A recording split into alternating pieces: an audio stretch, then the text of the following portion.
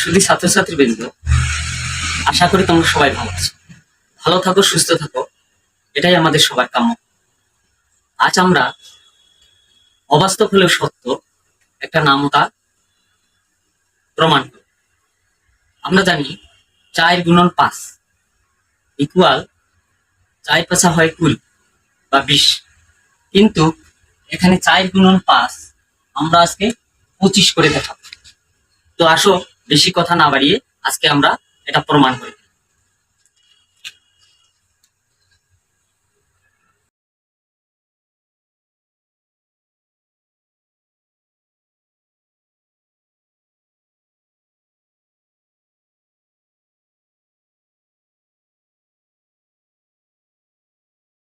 শুধু ছাত্রছাত্রীবৃন্দ, আমরা প্রমাণের জন্য মাঝখানে একটা ইকুয়াল ব্যবহার করছি। ইকুয়ালের লেফট সাইডে -20 নিয়েছি এবং রাইট সাইডে -20 নিয়েছি। আমরা মাঝখানে যেহেতু ইকুয়াল বা সমান ব্যবহার করছি, তার মানে লেফট সাইড এবং রাইট সাইড দুইটা সমান হতে হবে। আমরা দুইটা সমান রেখেছি। এই পর্যন্ত আমাদের কোনো সংখ্যার ভুল হয়নি। আমরা এই সংখ্যাটাকে ঠিক রাখার জন্য আমরা এই সংখ্যাটাকে অন্যভাবে লিখতে পারি।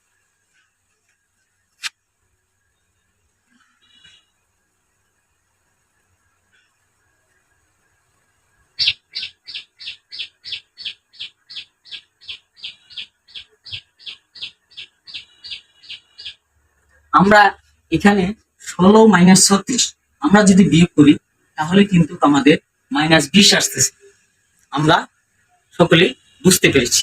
আমরা এখন রাইট সাইডেও এইভাবে এমন একটা সংখ্যা আনবো যেন -20 আসে।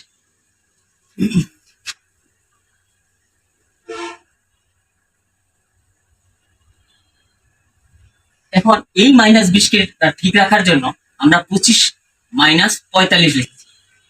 তার মানে বিয়োগ করলে আমাদের -20 আসে। এই পর্যন্ত কিন্তু আমাদের এখন পর্যন্ত সবই ঠিক আছে। আমরা কিন্তু কোনো পরিবর্তন করিনি।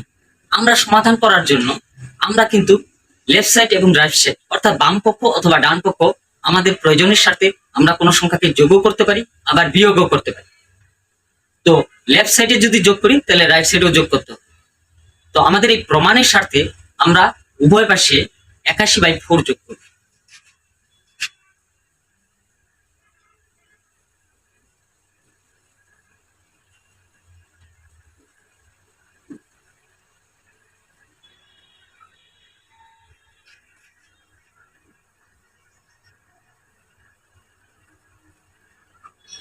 আমরা লক্ষ্য করতেছি অবশ্যই আমরা লেফট সাইডে 81/4 যোগ করছি এবং রাইট সাইডেও 81/4 যোগ করছি। তার মানে আমাদের ক্যালকুলেশন করলে আমাদের কিন্তু 20 আসতেছে। এখন পর্যন্ত আমাদের সবই ঠিক আছে। তো আমরা ছোটবেলায় একটা বর্গের সূত্র পড়ছিলাম, এটা হচ্ছে a - b হোল স্কয়ার সমান a square - 2ab + b square. এই সূত্রটার সঙ্গে আমরা সবাই পরিচিত আছি। এই সূত্র আকারে এখন আমরা এই অঙ্কটা সলিউশন করব। আমরা জানি 16কে যদি আমরা 4 এর উপর স্কয়ার করি তাহলে আমাদের 16। এইদিকে আমাদের 81 আছে। 81টাকে আমরা যদি 9 এখানে 4 আছে যদি 2 লিখে বর্গ করি তাহলে আমাদের 81/9 চলে আসে। এখন আমরা যদি এটা a এবং এটা b ধরি তাহলে ওই সূত্র আকারে আমরা আসতে পারি মাইনাস সূত্রের 2, a বলতে 4, b এখন আমাদের 9/2। তোমরা এখন হিসাব করে দেখো, এটা যদি লবে থাকে এটা তাহলে হয় লব এবং হর একই হলে কাটা যায়। তার মানে 4 আর 9 গুণ করলে 36। তার মানে আমাদের এইটা ঠিক আছে 4 + 16 এবং এইটা 9/2 এর বর্গ করলে আমাদের 81/4 আসে। আমরা রাইট সাইডে ওইভাবেই করব। এখানে 25 আছে, 25টাকে যদি আমরা 5 লিখে বর্গ করি তাহলে কিন্তু 25 হয়। এটার মতো আমরা এটাও একই সূত্র বানাবো। সেটা হচ্ছে 81 আছে, 81টাকে আমরা কি করছিলাম 9, 4টাকে কি করছিলাম 2, ব্র্যাকেট দিয়ে স্কয়ার। তার মানে এইটাকে যদি আমরা বর্গ করি 81/4 চলে আসবে। এখানে আমাদের মাইনাস যেহেতু আছে আমরা মাইনাস দিয়ে দিলাম। যেহেতু আমরা ওই সূত্রকে ফলো করতেছি, সূত্রের 2, a বলতে আমরা 5 লিখবো আর b বলতে 9/2। যদি ছাত্রছাত্রীবৃন্দ, আমরা কিন্তু এখানে 45 পাইছিলাম, কিন্তু এখানে আমাদের সূত্র মিলানোর জন্য 5 এবং 9/2 নিয়েছি। আমরা এখন হিসাব করলে আমাকে 45-এ আনতে হবে। দেখো এটা লব আছে, এটা হর আছে, লব আর হর একই হলে কাটা যায়, আর 5 আর 9 গুণ করলে 45 হয়। তার মানে আমাদের এটাও ঠিক আছে, 5 5 25, এটাকে বর্গ করলে 81/4। এই পর্যন্ত আমাদের সবই ঠিক আছে। আমরা কিছুক্ষণ আগেই জানলাম এরকম একটা সূত্র, সেটা হচ্ছে a square minus 2ab plus b square সমান কি a মাইনাস b স্কয়ার। এটাকে যদি আমরা a ধরি, এটা b ধরি, তাহলে আমাদের সূত্র হয়ে যাবে a minus b square equal, এই দিকেও একই ব্যাপার। আমরা লক্ষ্য করি a square minus 2ab plus b square, অর্থাৎ আমাদের a তাহলে 5 মাইনাস b বলতে 9/2। যেহেতু আমাদের এটা বর্গের সূত্র, আমরা বর্গ দিয়ে দিই। এখন আমরা যদি উভয় পাশে বর্গমূল করি, তাহলে বর্গমূল এবং স্কয়ার কাটা যায়, বর্গমূল এবং স্কয়ার কাটা যায়। বা তোমরা যদি এইভাবে বুঝো, উভয় পাশে উভয় পাশে স্কয়ার স্কয়ার কাটা, তো ওটা না, উভয় পাশে বর্গমূল করে। তো শুধু ছাত্রছাত্রীর বৃন্দ, আমরা যদি বর্গমূল করি, আমরা একবারে করতেছি, তাহলে এইটা ইকুয়াল এইটা থাকবে, অর্থাৎ উভয় পাশে স্কয়ার চলে যাবে।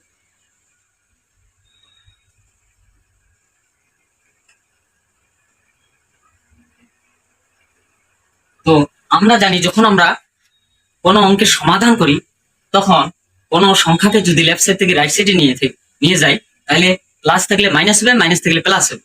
তো এই সংখ্যাটাকে আমরা 9/2 এদিকে দেখা পাচ্ছি, মাইনাস আছে, ওইদিকে নিয়ে গেলে প্লাস হবে।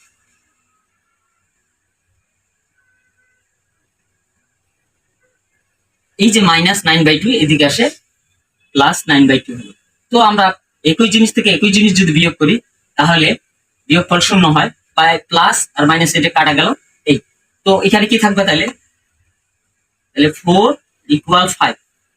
তো আমি এখানে 4 ইকুয়াল 5 দেখাচ্ছি, এখানে একটা আশ্চর্যবোধক চিহ্ন দেব। কেন আশ্চর্যবোধক চিহ্ন দেব?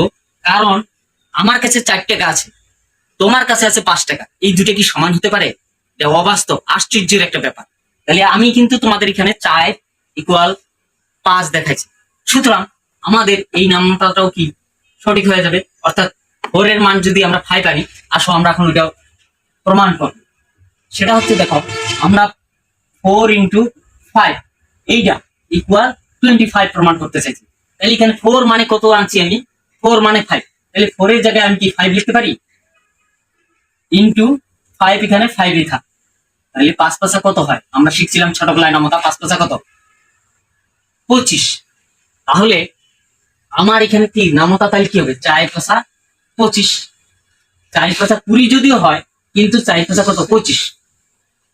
তো এটা কিন্তু আমাদের একটা আশ্চর্যবোধক চিহ্ন দিতে হবে, কারণ 4 আর 5, 4 এবং 5, অর্থাৎ 4 এবং 5 গুণ করলে কখনো 25 হয় না, 4 এবং 5 গুণ করলে 20 হয়। তো আমাদের 4 আর 5 যদি আমরা এখন 25 হিসাব করি, তাহলে আমাদের বাস্তব জীবনে যতগুলা অঙ্ক আছে সব অঙ্ক ভুল হয়ে যাবে। আমরা এতদিন যেই অঙ্কগুলো শিখছি সবগুলা ভুল শিখছি। তো শুধু ছাত্রছাত্রীবৃন্দ, 4 গুণন 5 আমরা কখনো 25 লিখব, আমরা 20 লিখব। এটা একটা ব্যতিক্রম ধর্মী হয়েই যায়। তার মানে আমরা শিখলাম 4 গুণন 5 25, অবাস্তব হলেও এটা কিন্তু সত্য হয়ে গেল। সুতরাং আমি আশা করি তোমরা সবাই জিনিসটা বুঝতে পেরেছো। ভালো থাকো, সুস্থ থাকো, আল্লাহ হাফেজ।